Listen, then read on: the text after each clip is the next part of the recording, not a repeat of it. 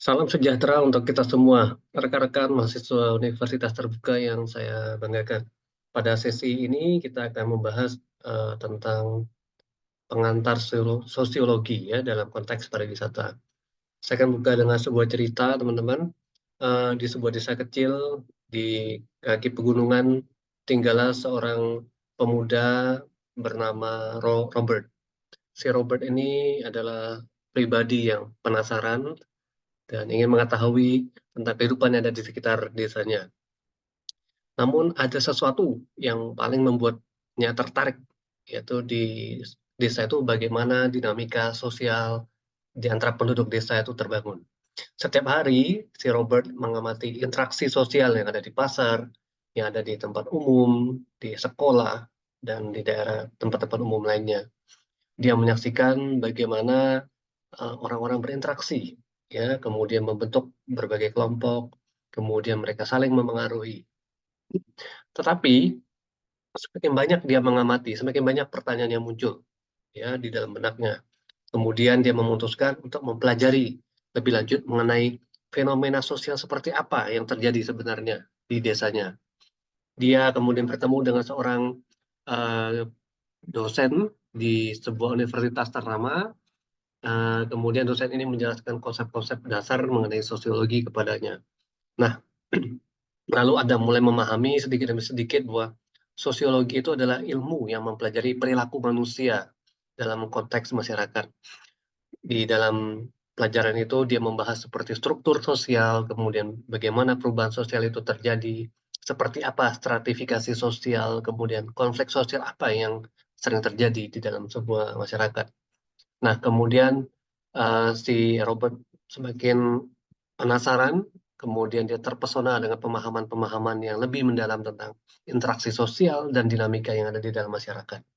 Nah, belajar sosiologi tidak hanya membuat si Robert mendapat pengetahuan secara teoritis, tetapi dia juga mulai melihat dunia dengan sudut pandang yang berbeda. Dia belajar mengenai pola-pola yang ada di sekitarnya. Dia mulai mengetahui bagaimana norma-norma sosial dibentuk, dan dia juga akhirnya memahami pentingnya faktor-faktor sosial, faktor-faktor ekonomi, maupun faktor politik yang ada di dalam sebuah masyarakat.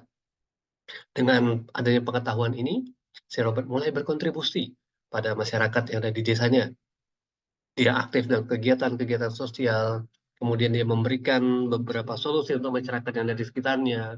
Dia mempromosikan beberapa kegiatan yang berhubungan dengan kesetaraan dan keadilan. Nah, melalui pemahaman sosiologis inilah, si Robert kemudian menjadi agen perubahan yang berusaha untuk memperbaiki, kemudian meningkatkan kualitas hidup bagi sesama uh, yang ada di desanya.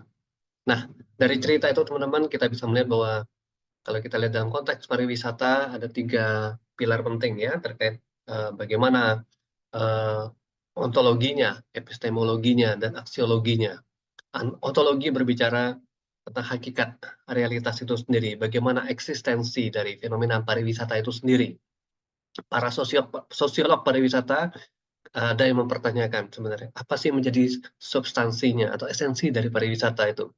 Apakah itu pariwisata memiliki keberadaan yang objektif, gitu ya, atau dia hanya sebuah konstruksi sosial saja yang bergantung pada interpretasi manusia. Kemudian mereka juga mempertimbangkan apakah fenomena-fenomena dalam dunia pariwisata itu sifatnya independen atau sebaliknya saling berkaitan. Nah, kalau kita melihat dari pilar yang kedua, epistemologi berbicara tentang metode atau cara untuk memperoleh pengetahuan tentang fenomena pariwisata, dalam hal ini sosiologi pariwisata itu sendiri. Dalam sosiologi pariwisata, epistemologi mencakup pertanyaan-pertanyaan tentang bagaimana pengetahuan tentang sosiologi pariwisata itu diperoleh. Kemudian bagaimana dikonstruksikan dan bagaimana diinterpretasikan. Apakah sifatnya objektif atau sifatnya objektif. Ya, jadi 2 hal ini objektif atau subjektif. Kemudian metodologi apa yang mungkin paling cocok gitu ya untuk memahami dinamika sosial masyarakat ini. Nah, yang ketiga, pilar ketiga adalah aksiologi. Aksiologi berbicara nilai-nilai ya atau tujuan yang mendasari praktik sosiologi pariwisata ini.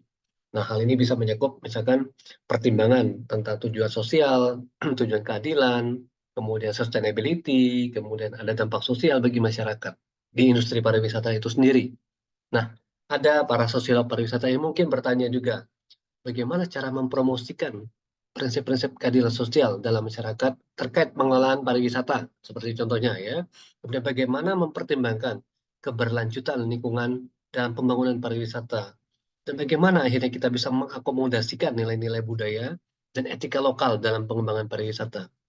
Nah, teman-teman, dengan memahami konsep ini nanti Anda silakan membaca daftar pustaka yang diberikan dalam forum Anda di LMS Anda. Nanti silakan Anda lihat di bagian sesi 1 ya, tentang sosiologi, pengantar sosiologi pariwisata.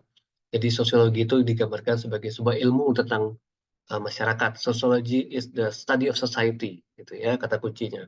Jadi kita bisa melihat bagaimana secara sistematik kehidupan bersama manusia itu dibentuk, sejauh mana kita bisa meninjaunya dan mengamatinya dengan metode empiris. Ya.